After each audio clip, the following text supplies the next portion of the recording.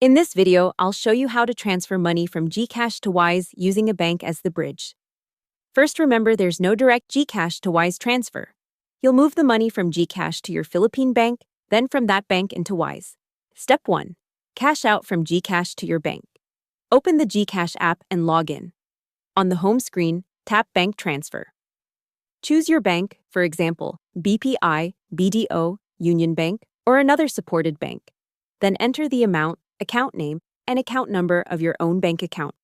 Double-check the details and tap Send Money/Confirm. Wait until GCash shows that the transfer is successful. Step 2.